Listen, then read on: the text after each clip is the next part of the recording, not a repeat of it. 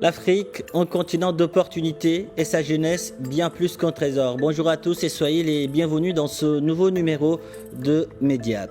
Le secteur de l'envoi de colis à l'international a connu de gros bouleversements ces dernières années, notamment avec le développement des GP. Le terme signifie gratuité partielle, un terme que beaucoup de voyageurs se sont appropriés pour mettre en vente leurs kilos restants moyennant un tarif. Un secteur avec beaucoup de casse-tête, retard, insécurité. Alors pour y faire face, l'application Trover.com a vu le jour. La start-up a été fondée par Grace Londa, une Congolaise qui vit au Maroc. Trover.com vous permet de faire des achats à l'international et de vous faire livrer à travers des voyageurs qui viennent dans votre pays. Vous avez la possibilité de suivre votre colis en temps réel. Grace Londa est en direct de Casablanca avec nous. Grace, bonjour et merci d'avoir accepté notre invitation. Bonjour Diouf et merci à vous pour l'invitation. Alors Grace, parlez-nous de la naissance de Trover. Comment a-t-elle vu le jour? C'est parti d'une expérience personnelle ou bien d'un constat général? Alors, c'est des deux. La naissance de Trover vient d'un constat qui est personnel, tout d'abord en tant que consommatrice vivant ici au Maroc, mais aussi d'un constat général en tant qu'entrepreneur lorsqu'il m'est arrivé voilà, de vendre mes produits. Beaucoup de mes clientes, au fait, avaient ce souci-là voilà, de réceptionner leur colis à un tarif qui leur allait.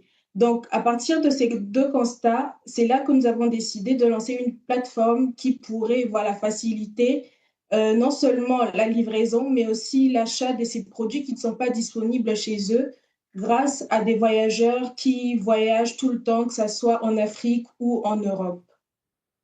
Alors techniquement, comment ça fonctionne? Comment utiliser l'application? Alors, Trover.com met en relation les deux parties, que ce soit des particuliers ou des professionnels avec des voyageurs.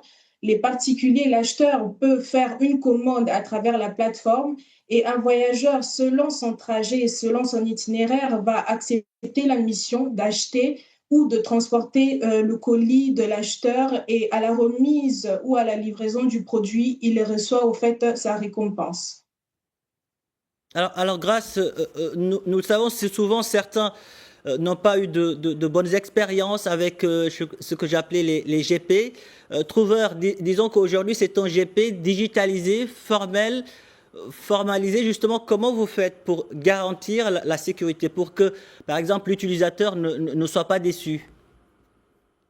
Alors, la sécurité, elle est à plusieurs niveaux. Déjà, dès l'inscription, nous commençons par une vérification des utilisateurs. Et aussi du côté voyageur, nous avons une vérification rigoureuse, entre autres sur son passeport. Mais aussi, nous avons d'autres moyens de sécurité, de vérification, entre autres les évaluations des voyageurs, par exemple. Aussi, nous sécurisons voilà, les transactions. Généralement, avec les GP, le souci, c'est qu'on n'a pas la garantie de recevoir le produit et généralement, le voyageur, il demande l'argent bien avant ou souvent après, mais il n'y a pas cette garantie-là de recevoir son produit ou son colis. Nous, ce que nous proposons, c'est de garantir, de garder les transactions chez nous jusqu'à ce que le voyageur puisse faire sa livraison et ensuite il pourra recevoir son produit. Donc voilà, c'est les différents aspects que nous utilisons en fait pour garantir la sécurité, mais aussi la réception du produit auprès de l'acheteur. Alors Grace, l'autre point qui me semble essentiel, c'est la franchise douanière. Sur le plan juridique, est-ce que vous avez tout ce qu'il vous faut pour que, par exemple, celui qui achète un produit, je donne un exemple, en Espagne ou en France, une fois au Maroc ou dans un autre pays, ne soit pas inquiété?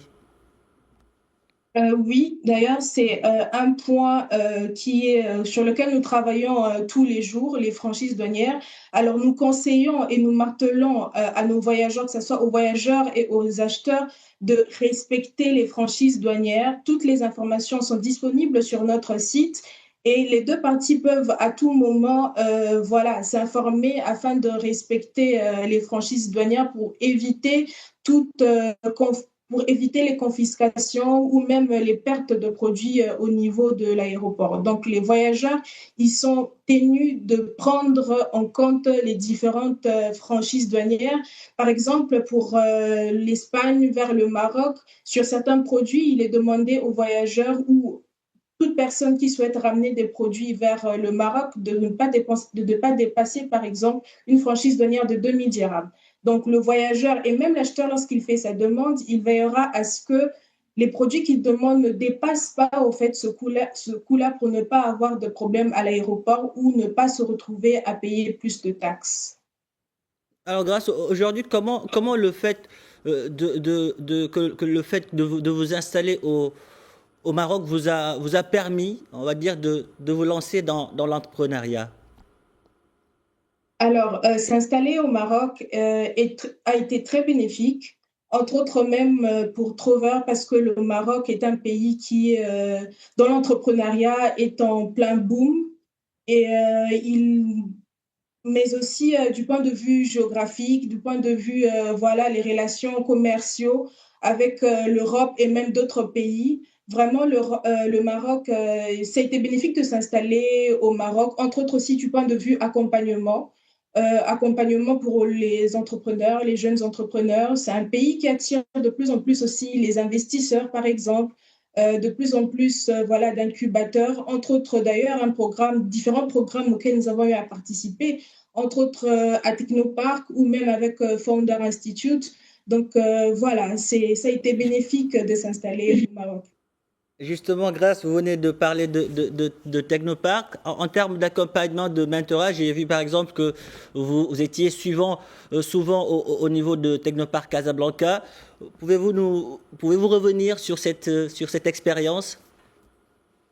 Oui, alors c'était une très belle expérience et une opportunité pour Trover pour la première fois d'affiner son modèle économique. Nous avons participé à un programme qui s'appelait Boost Up Lab, où nous avons été accompagnés par différents experts qui étaient là, qui nous accompagnaient au fait pour faire les premiers pas dans la création de notre entreprise, les premiers pas dans le marché. Et voilà. Donc, jusque-là aussi, ils sont là toujours avec nous, avec différents événements. Ils nous accompagnent. Lorsqu'on a besoin de quelque chose, on peut toutefois aller vers eux. Ils sont disponibles pour soit nous accompagner, soit nous ramener auprès de quelqu'un qui pourrait, voilà, nous donner un coup de main.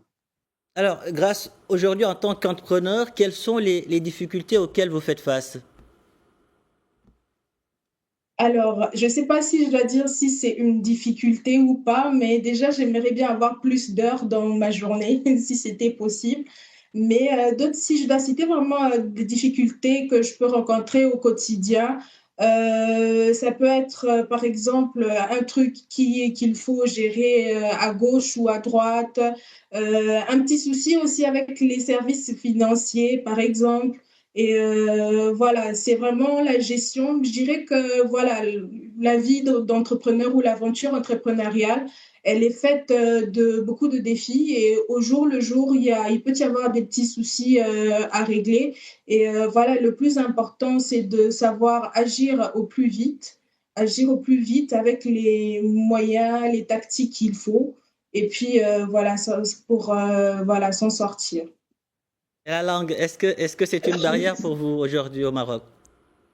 Alors, elle Vous avez... l'était, Ah, d'accord. elle Vous avez était, quand même mais quelques mots en depuis, darija. ah oui, quelques mots, bah, la base, salam alaikum, les bes salik, oui, ça va. Et un mot que j'utilise le plus souvent quand je me déplace, par exemple, c'est fin blassa. Voilà, de plus en plus, ce n'est plus une barrière parce qu'avec plus de 4 ans vivant au Maroc, donc la langue ne doit plus être une barrière pour nous, surtout en tant qu'entrepreneur, ça doit plutôt être une force. 4 ans au Maroc, j'imagine vous devez bien aimer le couscous. Bien sûr, surtout quand il est chaud et accompagné du lait. Le vin à côté. Alors, dites-nous aujourd'hui, en tant qu'entrepreneur, à quoi ressemblent vos quotidiens? Qu'est-ce que vous faites tous les jours? Alors, mes journées varient énormément. puisque je ne travaille pas que sur Trover, sur différents projets aussi. Donc, un autre jour, je peux être ici et là dans différents rendez-vous. Un autre jour, je peux être là en train de gérer différentes réunions sur Meet, mais aussi voilà, à résoudre certains casse-têtes. Mais au milieu de, voilà, de tous ces mouvements, toujours garder voilà, la tête sur les épaules, faire du sport, par exemple, la méditation. Voilà, ça peut ressembler aussi à nous toujours aussi, voilà, on peut être là en pleine gestion d'équipe, quelque chose qui peut aller ou ne pas, ou même un autre jour en train de, voilà, d'être en train de discuter avec différents partenaires. Donc Merci. voilà, ma journée sont vraiment variées. Laslonda, merci. Merci pour toutes ces précisions. Merci d'avoir répondu à nos questions. Les deux Congos, on va dire Brazzaville et Kinshasa, sont fiers de vous, l'Afrique aussi. Merci. Merci à vous, Diouf. Voilà qui referme ce numéro de Mediap. Merci de l'avoir suivi. Un grand merci aux équipes techniques et rédactionnelles ayant contribué à sa réalisation. Où que vous soyez, prenez soin de vous et allez jusqu'au bout de vos rêves. N'abandonnez jamais.